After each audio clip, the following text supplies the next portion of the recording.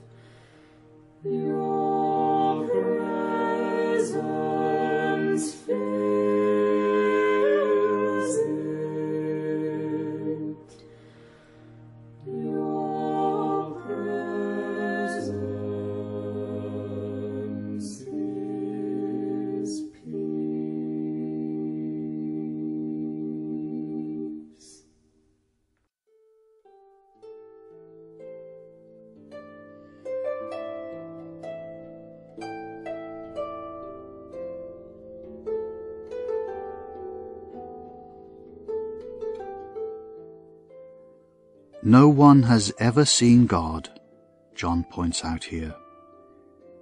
Yet he isn't saying we cannot sense or detect God's presence, God living in us. He's telling us we can.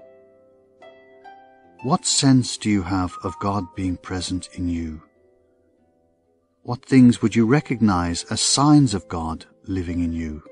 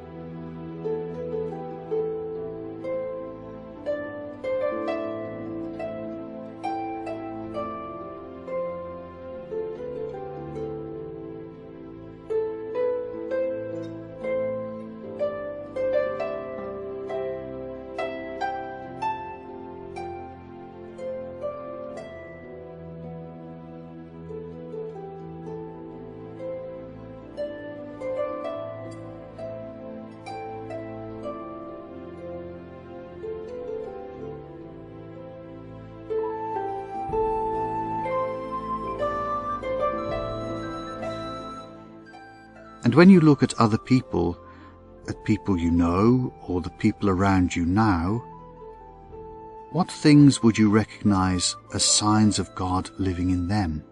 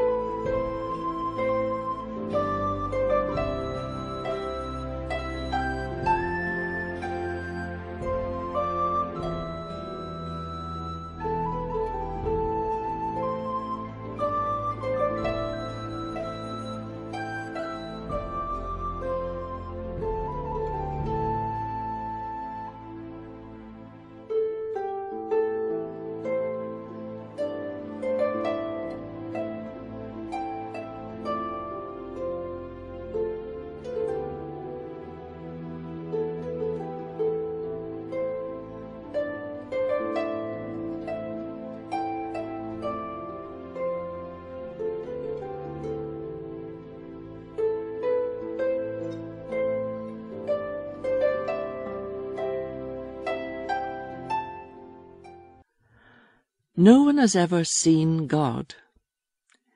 If we love one another, God lives in us, and his love is perfected in us. By this we know that we abide in him, and he in us, because he has given us of his Spirit. And we have seen and we testify that the Father has sent his Son as the Saviour of the world. God abides in those who confess that Jesus is the Son of God, and they abide in God. So we have known and believed the love that God has for us.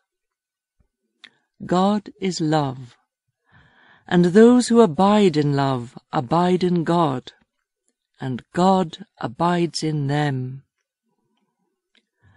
Love has been perfected among us in this, that we may have boldness on the day of judgment, because as he is, so are we in this world. There is no fear in love, but perfect love casts out fear, for fear has to do with punishment. And whoever fears has not reached perfection in love.